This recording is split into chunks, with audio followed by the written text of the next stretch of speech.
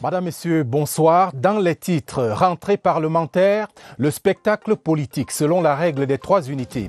Ce mercredi, le Palais des Congrès de Yaoundé a fait le plein des sénateurs et députés pour l'ouverture de la session ordinaire du mois de juin. Grand-messe politique en présence du gouvernement conduit par son chef. Retentissement des messages de Marcel Niat Difendi et Kava Yégué Djibril dès l'ouverture du 20h30. Énergie, lumière sur le potentiel hydroélectrique de Memvele. Le barrage de Niabizan, visité par le directeur général d'Electricity Development Corporation, Théodore Sangou veut doper la production de l'ouvrage estimé pour l'instant à 60 MW dans le réseau interconnecté Sud. Les précisions dans cette édition, voilà pour les titres.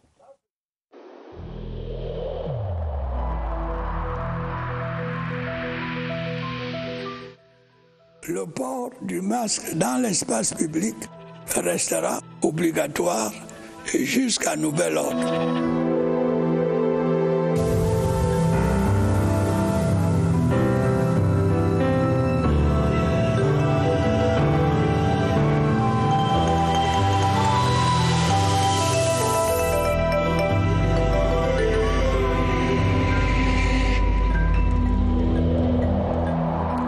Ouvrons ce journal par le Palais des Congrès de Yaoundé qui abrite la session ordinaire du mois de juin au Parlement. Le président du Sénat se réjouit de la reprise des activités dans les établissements scolaires et universitaires. Marcel Niat Difendi s'exprimait ainsi à l'ouverture de la 2e session ordinaire de l'année législative 2020. Il a invité les sénateurs à formuler des observations et recommandations que le gouvernement devra prendre en considération pour faire face à la pandémie. Mathieu Kemgo. Distanciation physique, port du masque. Le décor est le même que lors de la session de mars dernier, à la différence que le discours a changé. Plus optimiste, le président du Sénat constate que la crise sanitaire causée par le Covid-19 n'a certes pas disparu, mais les activités ont repris de la vigueur. À la base de cette réussite, le bon accueil réservé à l'appel à la solidarité nationale lancé par le président de la République le 19 mai dernier dans son message à la nation. Avis partagé par les sénateurs. Dans tous les moments où la sécurité nationale est en danger, c'était le cas avec Boko Haram, c'est le cas avec la crise anglophone, aujourd'hui c'est la crise sanitaire. Dans tous ces cas où la sécurité nationale est en danger, l'ensemble de la communauté nationale doit faire bloc derrière le gouvernement. Le président du Sénat invite les Camerounais à ne pas relâcher d'efforts. Continuer à soutenir le gouvernement qui s'est imposé un collectif budgétaire pour mieux faire face à cette pandémie. Le président a pris une ordonnance qui doit passer nécessairement par le Parlement pour être ratifiée. Cette ordonnance, nous disons qu'elle était nécessaire compte tenu de la conjoncture actuelle. Nous ne pouvions pas garder le budget tel qu'on l'avait voté au mois de décembre. Marcel Niat Difendi annonce un agenda chargé pour les sénateurs. Dans les tout prochains jours, le Parlement qui sera réuni en congrès pour recevoir le serment d'un nouveau membre du Conseil constitutionnel, puis les questions orales, les débats en commission et en plénière, et en bonne place, le débat d'orientation budgétaire pour une meilleure maîtrise des finances publiques. Et pour la première fois depuis 1965, les travaux de l'Assemblée nationale se tiennent hors du Palais de Verre de Ngouaikele. La séance plénière d'ouverture de la 2e session ordinaire de l'année législative en cours était présidée par Kava Yégué Djibril au Palais des Congrès de Yaoundé. Devant le gouvernement et les hôtes de marque, le chef de chambre a invité les élus du peuple à une union sacrée contre le coronavirus. Clarisse Tang. C'était une rentrée particulière à l'Assemblée nationale. Le contexte est pénible et douloureux, a souligné le chef de chambre d'emblée. Le message du chef de l'État à la nation le 19 mai dernier et qui marque son engagement et sa détermination dans le combat contre le Covid-19 comble les élus et le peuple d'optimisme. Ce seul message aura été fédérateur, amenant les populations à se sentir solidaires, unis et plus que jamais face à un ennemi commun. Les députés sans distinction de partis politiques adhèrent d'ores et déjà à la dite union sacrée. Il nous invite à un sens élevé de responsabilité il n'a pas manqué de fustiger ceux qui continuent, par leur indiscipline, par leur incrédulité, à faire traîner le spectre d'un mal presque imaginaire en refusant les gestes barrières minimum. Nous allons continuer sur le terrain cette sensibilisation. Les populations elles-mêmes doivent faire beaucoup. L'un des premiers projets de loi qui va atterrir sur la table des députés, c'est la ratification de l'ordonnance sur la loi de finances 2020. Cette ratification ou cette ordonnance a été émise à cause du Covid-19, donc c'est quelque chose de très sérieux. Nous avons mené des actions. Nous avons même été renforcés par les dons du chef de l'État. Bien plus, les élus du peuple scrutent l'avenir et suggèrent. Nous devons commencer à penser à l'avenir du Cameroun. Apparemment, nous allons vivre avec ce Covid pour un moment et les conséquences que nous subissons aujourd'hui vont rester pour très très longtemps. En plus de leurs actions individuelles sur le terrain, le chef de chambre, le très honorable Kavaï Yégué Dibril, annonce une initiative commune qui sera concrétisée dans les prochains jours. Des encouragements particuliers au corps médical et aux forces de défense au front pour combattre le Covid-19, un ennemi d'un autre genre. Félicitations adressées d'abord au président de la République en direction du ministre de la Santé et de tout le personnel de la santé. Pour leur sécurité sanitaire, chaque député a reçu un kit complet constitué de masques, de gel hydroalcoolique, voire plus, pour une session sans Covid-19 à l'Assemblée nationale. Voyons plus clair à présent sur l'avenir du barrage hydroélectrique de Memvele. Il vous souvient qu'un acte du chef de l'État pris le 4 mai dernier confiait la gestion de cet ouvrage à Electricity Development Corporation. Au terme de sa première visite à Nyabinzad, depuis cette décision, le directeur général de EDC s'est assigné comme priorité le relèvement à 20 MW supplémentaires de la production actuelle du barrage. Flavien Zobo. Memvele, c'est un joyau technique et technologique de pointe sur le fleuve Ntem, au cœur de la forêt, conçu pour répondre à la demande énergétique de plus en plus croissante.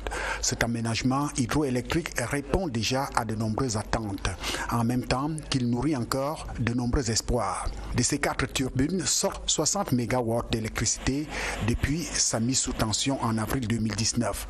Presque un an après, l'impact est bien perceptible dans les ménages et les entreprises. Même Memvele pourrait produire bien plus et c'est l'une des priorités de la société EDC. Nous voulons passer à très court terme de 60 à 80 MW pour envoyer sur le réseau interconnecté sud. Il y a un certain nombre de problèmes que nous allons régler et plus tard atteindre les 200 MW déjà une partie de l'année, mais aussi régler la question de l'eau, de l'hydrologie. Le volet socio-environnemental n'est pas en reste. Le PACEM était un vaste chantier que je vais, essayer d'analyser. Nous allons essayer de tirer avantage de l'expérience que le projet Lombanga.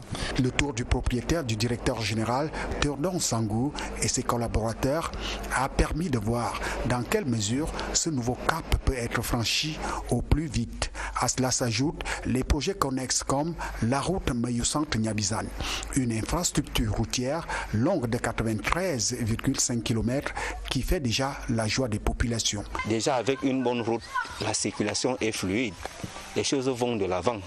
Nous avons le développement qui suit. Le parachèvement des lignes d'évaluation d'énergie et l'électrification des zones rurales, notamment dans le département de la vallée du Thème, viendront à coup sûr combler les autres attentes des populations.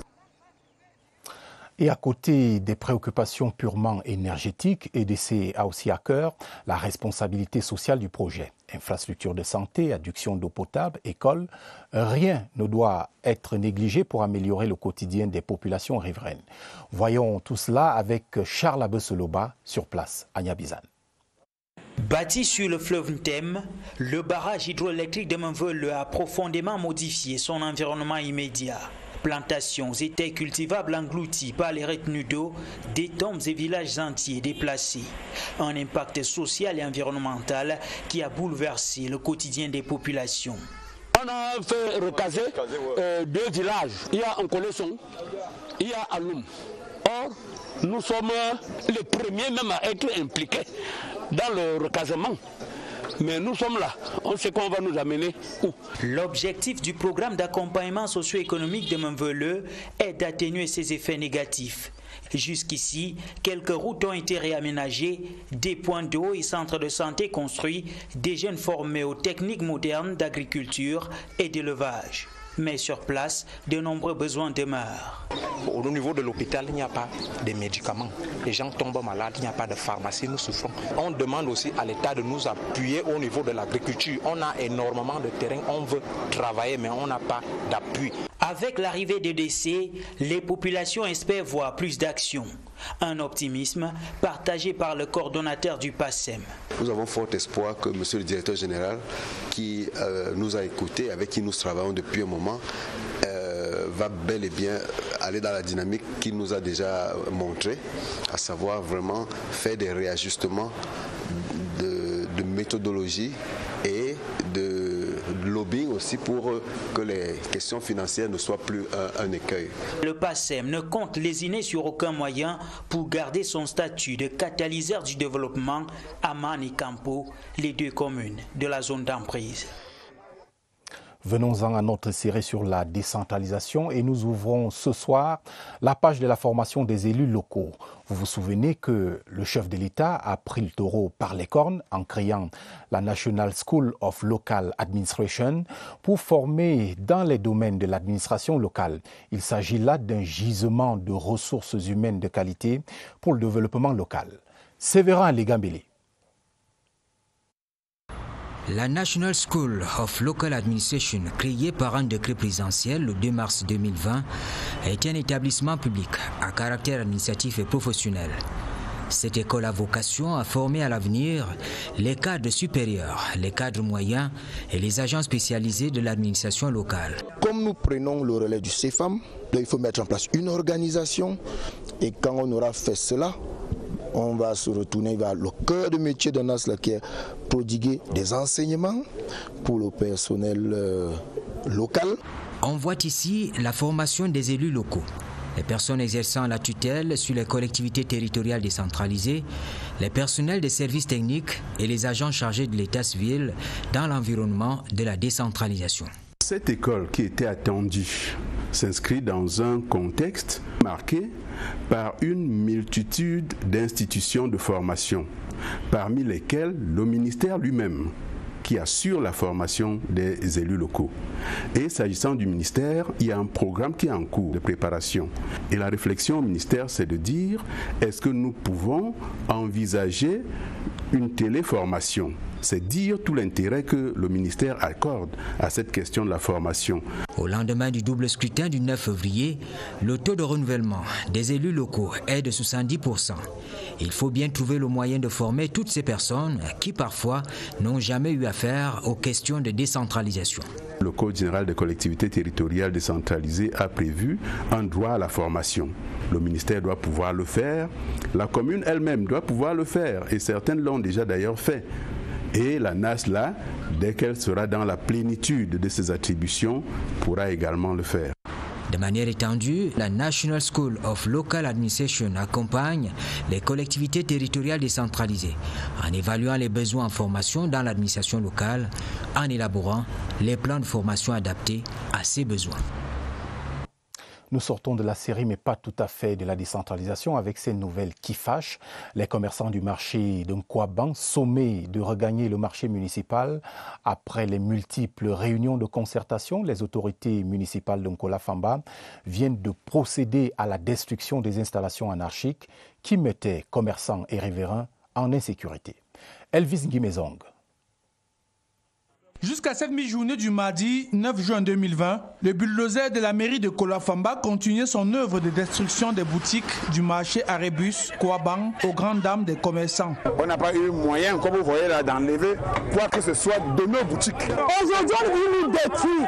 On ne sait pas où est-ce qu'on va aller. 6 000 commerçants qui vivent en insécurité dans un carrefour traversé quotidiennement par plus d'une centaine de camions. C'est des porte-conteneurs, c'est des grumiers, c'est des voitures de passagers.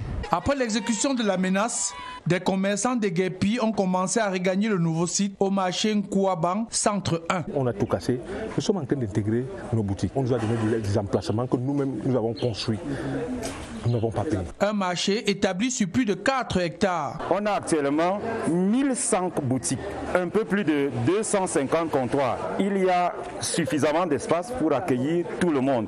Le marché Nkouabang, centre 1 est un marché municipal et son occupation n'est pas conditionnée par une quelconque prébende. Ils y trouveront de la place et si jamais, comme je l'ai entendu dire d'ici de là, ils sont embêtés parce qu'on leur demandait de l'argent pour s'installer, qu'ils saisissent directement le maire ou bien l'exécutif communal de façon plus générale. Chacun devra répondre devant les autorités municipales. Sous l'encadrement des forces de maintien de l'ordre, la circulation au carrefour Kouabang s'est nettement améliorée à notre départ. Il arrive à la tête d'une structure en pleine émergence. André Mamafouda a pris fonction ce jour comme président du conseil d'administration du Centre hospitalier de recherche et d'application en chirurgie endoscopique et reproduction humaine. Le nouveau PCA est invité à travailler dans un esprit de convivialité, consensus et efficacité. Joseph Clément Omba. Auréolé de son titre de président du conseil d'administration du CRASER, André Mamafouda fait littéralement un comeback dans une maison dont il maîtrise les rouages. Ministre de la Santé publique de 2007 à 2019, il accompagne la mise en place du CRASER, inauguré ici par sa marraine, la première dame camerounaise, Mme Chantal Biya, le 6 mai 2016. Fleuron de l'œuvre humanitaire de l'épouse du chef de l'État, le CRASER remplit avec brio ses missions sociales de guérison des couples, emploi à l'infertilité. Dans la sobriété, restrictions sanitaires obligent, André Mamafouda prend le relais de Séraphin Magloire Fouda, qui lui passe les rênes du conseil d'administration à l'amphithéâtre Maurice Antoine Brouillard du CRASER. Je ferai de mon mieux pour qu'au niveau du conseil d'administration, nous puissions accompagner la direction générale toujours pour une meilleure performance, pour une amélioration toujours constante de l'image, pour un rayonnement non seulement au niveau sous-régional mais également international.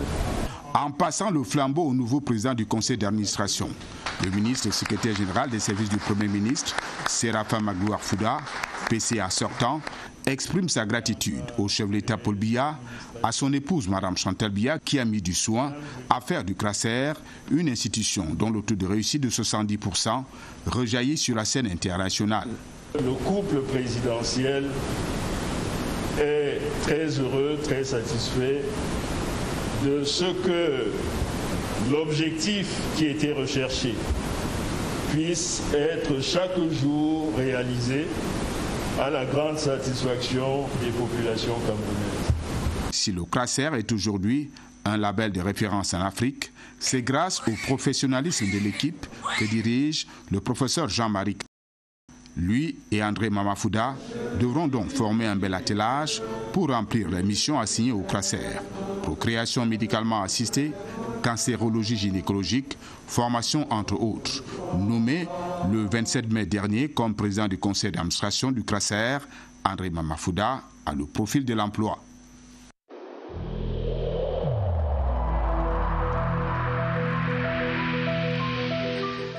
N'oublions pas que la négligence d'une seule personne peut nuire gravement à l'ensemble de la communauté.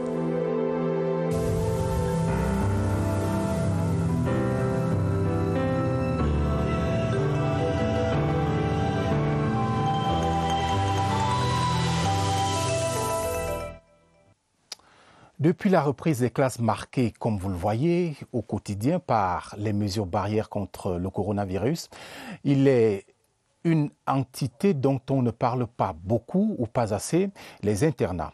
Comment vivent les pensionnaires dans le contexte actuel? Faisons le constat dans quelques internats de la ville de Yaoundé, visités par notre reporter Joël Igor Abanda.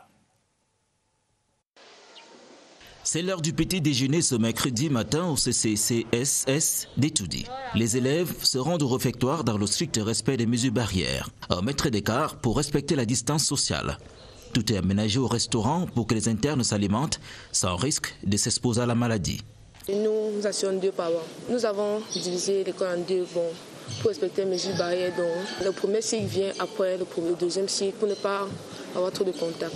Une trentaine de minutes après le petit déjeuner, tout le monde se rend en classe. Chaque élève est assis à sa place pendant le cours. Le sol de l'école est désinfecté tous les jours. Et dans les dortoirs, des précautions sont aussi prises. C'est une personne qui entre en gardant une distance de 1 mètre. Les lits également sont positionnés dans cette distance. Chacun doit utiliser ces choses. À l'infirmerie du collège, le suivi médical des élèves et du corps enseignant est fait au quotidien. En ce qui concerne la pandémie Covid-19, nous n'avions pas encore détecté un cas. Ici au Baptist High School, un collège d'enseignement anglophone situé au quartier Hawaï, le respect des mesures barrières est de mise à l'internat. Le nombre de pensionnés dans les grandes chambres est passé de 23 à 7 depuis le début de la maladie à coronavirus. Dans cette salle de classe de Form 5, les élèves composent leur examen blanc dans le strict respect des mesures barrières. Il y a un test préliminaire qu'on a fait. Dès qu'ils ont entré dans les dortoirs, dans toutes les salles de classe, on a mis des postes de lavage. Dans la plupart des internats de la ville de Yaoundé, des mesures spéciales sont donc prises pour barrer la voie au coronavirus. À 20h50, direction le centre des opérations des urgences de santé publique. Les dernières informations sur la pandémie révèlent qu'il y a 248 nouveaux cas ces dernières 24 heures. Évariste Yenga est sur place avec son invité. Il s'agit ce soir du docteur Hermine Abesolo, qui est directeur adjoint du centre spécialisé de l'ex-Orca ici à Yaoundé. Évariste, bonsoir, vous êtes en direct.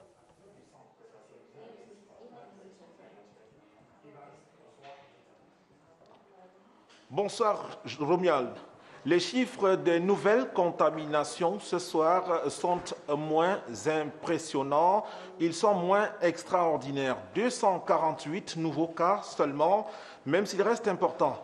À l'addition, on se retrouve avec un total de 8 929 cas confirmés depuis le début de la pandémie au Cameroun. Ce total provisoire a fait dire au docteur Etou Ndimbala lors du point de presse qui s'est achevé il y a quelques instants que le Cameroun est l'épicentre de la maladie dans la sous-région Afrique centrale. Ce soir, nous parlons de l'extension de la capacité de prise en charge au Cameroun. Focus sur le centre spécialisé annexe numéro 2 de l'hôpital central de Yaoundé. Et ce sera en compagnie, vous l'indiquiez tantôt, Romuald, du docteur Hermine Abesolo. Abesolo, bonsoir. Bonsoir, monsieur. Vous êtes médecin, infectiologue et directeur adjoint de ce centre. Dites, le centre est opérationnel depuis 72 heures. À quel moment avez-vous accueilli les premiers malades? Combien y en a-t-il en ce moment et comment fonctionne l'hospitalisation? Je vous remercie. Le centre spécialisé de prise en charge des patients Covid-19, ancien bâtiment Orca, annexe 2 de l'hôpital central, est fonctionnel depuis le lundi 8 juin 2020. En effet, ce lundi-là, nous avons reçu 6 patients qui nous ont été référés de l'hôpital central. Ils étaient tous classés modérés. Ils ont été pris en charge selon les protocoles thérapeutiques en vigueur nationale, sous la supervision de M. le coordonnateur régional de la prise en charge. Concernant le fonctionnement du centre, nous sommes ouverts 24 heures sur 24 et les patients nous sont référés des différentes structures sanitaires de la région du centre. Alors, quand le patient arrive, il est identifié au niveau de l'accueil. Ensuite, il passe au triage où il sera classé en fonction de la sévérité des signes cliniques qu'il présente. Ensuite, enfin, il est admis en hospitalisation, soit au service de réanimation s'il est classé critique, soit au service de soins intensifs s'il est classé sévère, ou alors en hospitalisation continue dans le cas des signes modérés. Alors, le ministre de la Santé vous a procédé face à la presse la semaine dernière quand il indiquait que ce centre sera un centre de référence au regard de son standing, au regard du confort. Maintenant qu'il est opérationnel, pouvez-vous nous dire quelle est sa vocation? Le centre Orca a pour principale vocation la prise en charge et le suivi des patients Covid-19. En effet, nous avons une capacité de 298 lits répartis sur 4 niveaux. Au sous-sol, nous avons un service de réanimation médicale. Au rez-de-chaussée, ce sera le service de soins intensifs. Les 2 derniers étages étant dédiés aux patients qui présentent des signes cliniques modérés. J'ajoute qu'il y a également une centrale de production de l'oxygène et puis une morgue au sous-sol du même bâtiment. Mais dites, son confort, son standing sont sans susciter un peu de complexe vers certains Camerounais qui pensent qu'il s'agit là d'un centre réservé, je vais le dire comme ça, aux VIP, aux personnes distinguées. Que répondez-vous à cela? Alors, je dirais qu'il est important que la population sache que la prise en charge du Covid au Cameroun est gratuite. Dans cette optique, le centre accueille tous les patients, sans distinction de sexe, de race ou de classe sociale. La seule condition d'admission est le stade de sévérité des signes cliniques que vous présentez, puisque nous n'accueillons que des patients modérés, sévères ou critiques. Donc, le centre, vous comprenez que le centre ORCA, le site ORCA a été conçu et équipé pour prendre en charge globalement le Covid-19. Néanmoins, nous voulons dire que les patients qui sont légers asymptomatiques sont référés dans le site qui leur a été dédié.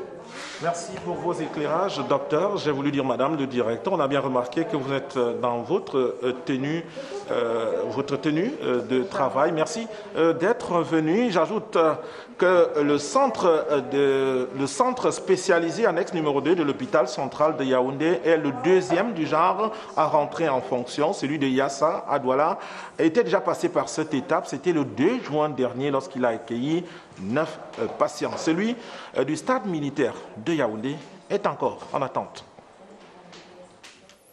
Merci Évariste et merci à votre expert, le docteur Abesolo. Nous allons maintenant dans les écoles où il n'est pas rare de mettre les pieds dans le plat en oubliant les nouvelles contraintes qu'impose le coronavirus, notamment en matière de restauration. À l'est du pays, par exemple, rigueur et vigilance sont des règles. Les élèves sont interdits de partager leur goûter avec les copains, comme au bon vieux temps. Georges-Alain Yango.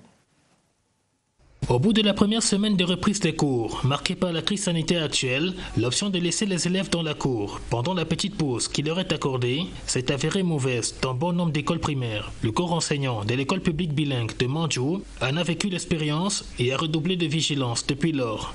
Au départ, quand on les faisait sortir, ils avaient toujours tendance à s'embrasser, jouer ensemble et se partager les repas. Ce qui fait donc que dès la 2e semaine, nous avons préféré les laisser en classe, qu'ils passent à tour de rôle, laver les mains.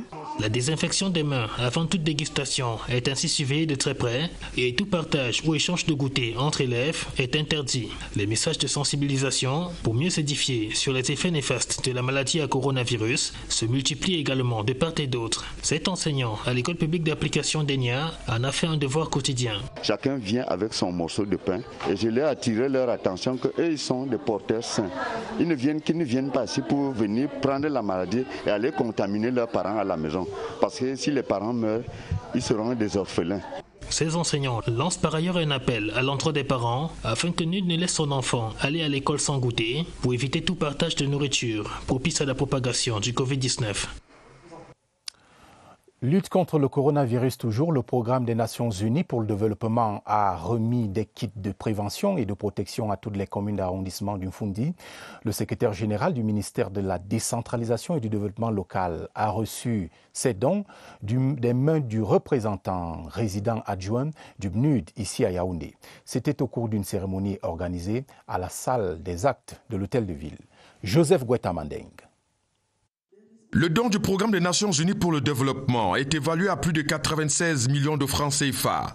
Les kits de prévention et de protection contre le coronavirus, remis ce mercredi aux collectivités territoriales décentralisées du Mfundi, sont composés des seaux, l'eau de javel, des cartons de savon, des pulvérisateurs à dos, des sacs de chlore, des détergents, des masques et des tablettes. C'est le début d'une opération qui devra s'étendre sur d'autres localités du Cameroun. Nous allons lancer dans les prochains jours le cash transfert à destination de 3000 ménages vulnérables identifiés avec les communes pour pouvoir leur permettre de sortir un peu de l'état de pauvreté dans lequel la situation du Covid les a plongés. Le PNUD est un partenaire du Cameroun pour la lutte contre le coronavirus. Ces dons vont renforcer les mesures barrières à la pandémie. Le gouvernement apprécie les efforts que le PNUD a déployés pour apporter ce soutien. En marge de ce don, le PNUD a signé une convention de partenariat avec l'Institut national de la statistique pour la conduite de l'étude d'impact socio-économique du coronavirus sur les collectivités territoriales décentralisées.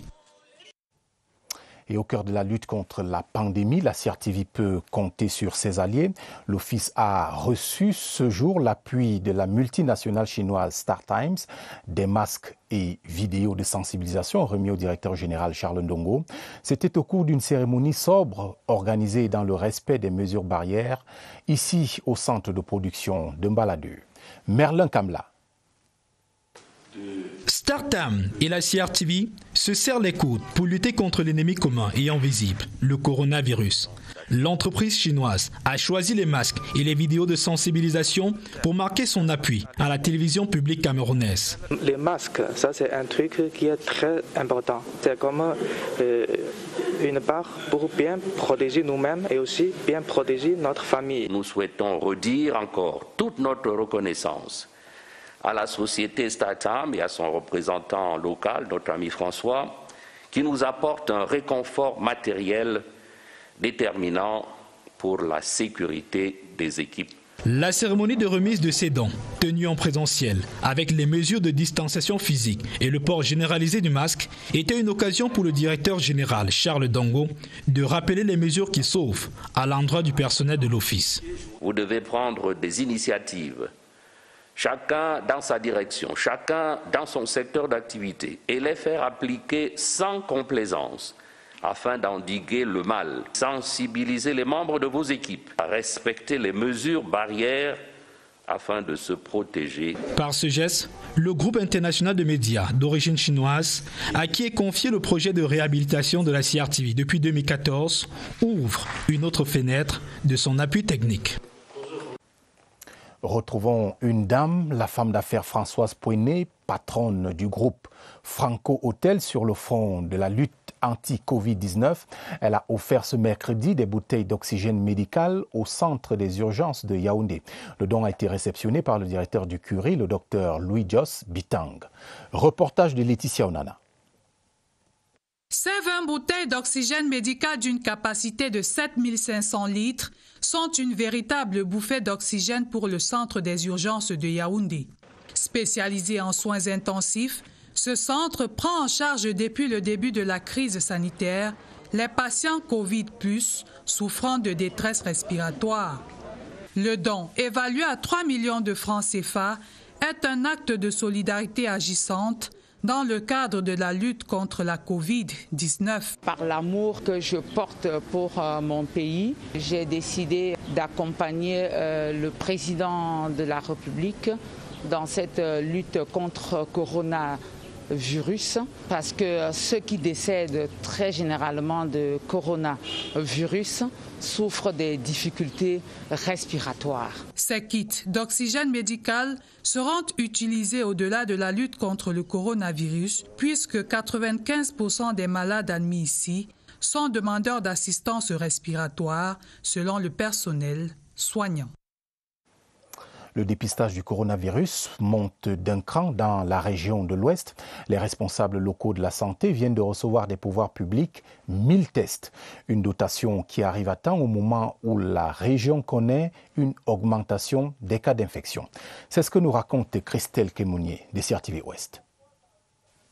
La dotation des centres spécialisés de la région de l'Ouest de 1000 tests rapides est une avancée importante dans la connaissance des résultats des personnes prélevées. Ça raccourcit le délai de rendu du résultat. Donc ça, c'est très important et accélère la prise en charge. Il y a beaucoup de disputes avec le corps, surtout quand quelqu'un décède, il est suspect, il est décédé. Ça permet tout de suite de savoir le résultat et puis de décider de la gestion de la dépouille mortuaire. Une fois le prélèvement effectué, il est amené au laboratoire pour l'analyse. Dès que nous analysons, les résultats sortent dans 15 à 30 minutes maximum. Oui. Et on remet le résultat soit à la famille du défunt, soit au cas symptomatique. La priorité des prélèvements est accordée à une catégorie de personnes.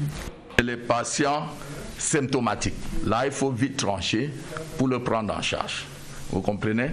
Le deuxième type de patients à qui nous allons faire ce test, les patients qui bénéficient du test de contrôle. Nous allons mettre ce test à la disposition de certains districts de santé éloignés. Les responsables de la santé publique rassurent que tout est mis en œuvre par le gouvernement afin que dans les prochains jours, la région de l'Ouest puisse effectuer un test systématique des populations. À ce jour, la région de l'Ouest compte 360 cas confirmés, 134 guéris et 28 décès. Cap sur Kaili, dans la région de l'extrême nord, avant de quitter sa circonscription pour prendre part à la session ordinaire du Parlement qui s'est ouverte aujourd'hui à Yaoundé, la sénatrice Sakiatou Diamo Saleh est allée à la rencontre des populations du Mayokani pour leur faire des dons dans le cadre de la lutte contre la pandémie à coronavirus. Lionel Mingué à Kaili. Les couches vulnérables des communes de Kaili, Moulvoudaï, Mindif, Moutouroua, Guidigis, Touloum et Zigilao sont bénéficiaires de ce don de la sénatrice Zakiatou Diamo Saleh. Constitué essentiellement des cartons de savon et des seaux robinets, ce geste se veut une réponse à l'appel à l'union sacrée lancé par le président de la République. On est en train d'accompagner le président de la République, son Excellence Paul Biya, parce que d'autres personnes ne comprennent pas. Ils disent que ce n'est pas ici, c'est le pays des Blancs. Les populations doivent porter leurs masques et laver les mains. Au nom des populations du Mayokani, les maires des 7 communes ont salué l'acte de générosité de la parlementaire. N'est-ce pas faire cette maladie, même le moral au bon fixe pour faire la sensibilisation auprès de nos populations et puis leur demander vraiment de respecter les mesures barrières édictées par le gouvernement. Le préfet du département du Mayokani, Damien Oono, présent à cette remise de dons, a instruit les magistrats municipaux de remettre effectivement ces seaux et cartons de savon aux personnes nécessiteuses de leur localité. Tout à fait autre chose, préparatif de la 30e journée de l'enfant africain prévue le 16 juin prochain. La ministre des Affaires sociales, Pauline Irène Guéné, a présidé ce mercredi la 2e réunion de la plateforme nationale de protection de l'enfant. Cette rencontre doit dégager les nouvelles pistes d'intervention pour la protection et l'encadrement des enfants en période de crise sanitaire. Yvonne Gaël-Avebe. C'est en prélude à la journée de l'enfant africain célébrée le 16 juin de chaque année que le ministre des Affaires sociales, Pauline Irène Guéné, a organisé la 2e réunion au titre de l'année 2020. Objectif : renforcer la sécurité et la santé de ceux-ci dans un contexte marqué par la lutte contre la pandémie à coronavirus. Les enfants représentent les couches les plus vulnérables. Qu'est-ce qu'il faut faire pour maximiser les chances de succès pour la protection de l'enfant? Nous attendons véritablement qu'il faille faire une évaluation, mais également mettre en place de nouvelles stratégies pour la protection des enfants. Créée le 20 octobre 2016, cette plateforme est un cadre d'échange et de concertation avec les différents acteurs de la protection de l'enfant au Cameroun. Lorsqu'on parle du travail des enfants, c'est plus dans le secteur informel parce que dans le secteur formel, tout est déjà organisé et bien structuré. Nous travaillons avec le ministère du Travail et d'autres partenaires qui jouent un rôle très important à cet égard. Sur le terrain, les résultats sont visibles, comme c'est le cas ici à la poste centrale de Yaoundé, lieu de refuge des enfants de la rue. Aucun enfant errant ne se pointe à l'horizon. Ils ont été installés ici, dans ce centre situé au quartier Messa, et attendent de célébrer leur journée le 16 juin prochain, tout en respectant les gestes barrières. Les milieux du sport ne jouent pas du tout avec la pandémie à coronavirus. Les Sénagesses de Bamenda, Bertois, Tchang et Garoua ont reçu ce mercredi du matériel sanitaire et d'hygiène, un appui du ministre des Sports et de l'Éducation physique pour tacler la propagation du virus. Germain Noël Isingé. Ministère des Sports et de l'Éducation physique. Ce mercredi, l'événement qui s'y déroule est pédagogique. La garantie d'assurer une formation de pointe aux étudiants des Sénagestes. Et cela passe par leur santé. Cet important appui en matériel sanitaire permet de rester en éveil constant en ce moment de rentrée académique. Il s'agit à travers la cérémonie d'assurer la continuité du service pédagogique dans le cadre de cette année académique, dont une interruption provisoire a été imposée par les contraintes liées à la maîtrise et à l'endiguement de cette pandémie, et surtout de permettre aux apprenants d'achever leur année académique dans des meilleures conditions de sécurité et de sûreté sanitaire. Le professeur Narcisse Molekombi a recommandé aux différents centres nationaux le respect strict des gestes barrières ainsi que la sollicitation d'un personnel de santé pour une veille sanitaire ainsi que la prise en charge des cas éventuels. Pour les bénéficiaires, la donation arrive à point nommé et sera utilisée à des fins bien avouées. Nous rassurons le ministère de tout le gouvernement que ce matériel à nous donné doit être utilisé selon les instructions de notre hiérarchie. Nous avons déjà pris les dispositions. Nous avons déjà prêté une salle où nous allons, avec les instructions du ministre, solliciter un personnel sanitaire pour une bonne utilisation de ce matériel. Les 4 responsables des Sénagestes repartent en région, les bras chargés pour parachever en toute quiétude les programmes de l'année académique 2019-2020 mis en berne pendant 2 mois. Petite désinfection rapide avant de faire ce petit tour chez nos cultivateurs de cacao. Plus de 16 000 d'entre eux ont reçu des denrées alimentaires et kits sanitaires dans les régions du centre, du sud, du sud-ouest, de l'est et du littoral. Une offre de l'entreprise Telcar Cacao engagée dans la croisade contre le coronavirus. Rufin Kacham. Même à l'ère de la Covid-19, les cacaoculteurs camerounais sont aux bons soins de l'entreprise Telcar. Pour aider ces derniers à faire face à la pandémie, plus de 18 000 morceaux de savon, 1700 sacs de riz, des masques et gels hydroalcooliques sont mis à leur disposition. Telcar a pris l'engagement d'accompagner les producteurs de cacao vers de meilleures conditions de vie. Et il n'y a pas meilleur moyen de démontrer cet engagement-là que pendant cette situation de Covid. Dans les différentes villes et villages où la caravane de solidarité de Telcar passe, les producteurs retrouvent le sourire. Ici, là, c'est difficile d'avoir même le gel si tu n'as pas les moyens. Les savons, comme on a eu là, le riz pour nourrir les enfants et nous-mêmes. Et on remercie beaucoup, madame. Je suis ému de joie. C'est quelque chose qui vient galvaniser la coopérative. Ça vient vraiment à point nommé ce don que Telcar Kagel Coco est en train de faire à la Sokamak. Telcar nous a jamais oublié. Et pour une fois de plus, nous disons merci à madame. Parce que chaque fois, elle pense aux cacaoculteurs, elle pense aux femmes, elle pense aux enfants. À Batchenga, Ndom, Ngouti, Kumba, Ngumu, Yokaduma, Zima, bref, dans les 318 localités où l'opération se déroule, plus de 16 000 producteurs de cacao sont en mode riposte contre la pandémie et prêts à retourner dans les plantations en toute quiétude. C'est une réaction de satisfaction déjà à l'égard de cette société qui prend à cœur, n'est-ce pas, les populations agricoles. Nous leur disons d'aller de l'avant, de continuer dans cette lancée pour accompagner, n'est-ce pas, les cacaoculteurs. Quand quelqu'un te donne quelque chose, il faut lui remercier. Je remercie beaucoup grandement, madame. Elle ne nous a jamais oubliés. Telcar annonce à la suite de cette opération la distribution dans les prochains jours aux producteurs d'intrants et engrais ainsi que des primes. Telles sont donc les nouvelles ce soir. Que vous soyez seul ou en famille, s'il vous plaît, lavez-vous régulièrement les mains. Et si vous devez sortir, n'oubliez pas de porter un masque. Passez d'agréables moments sur votre antenne, la CRTV. La télévision, c'est ici. Bonsoir.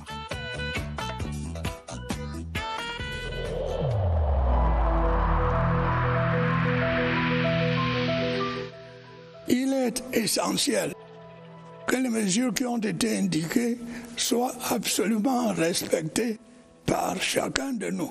Lavez-vous régulièrement les mains à l'eau et au savon ou à l'aide d'un gel hydroalcoolique.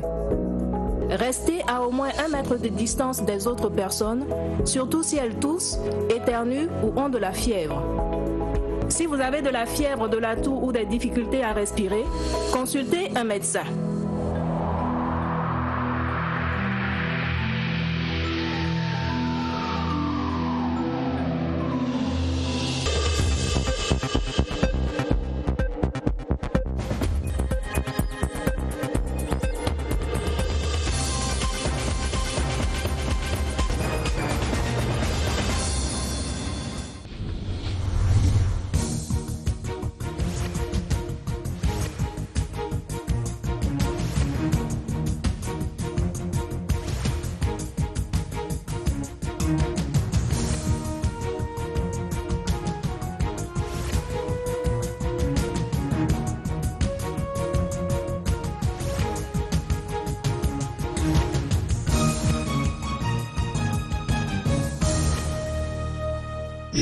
CRTV News, ici, toute l'info.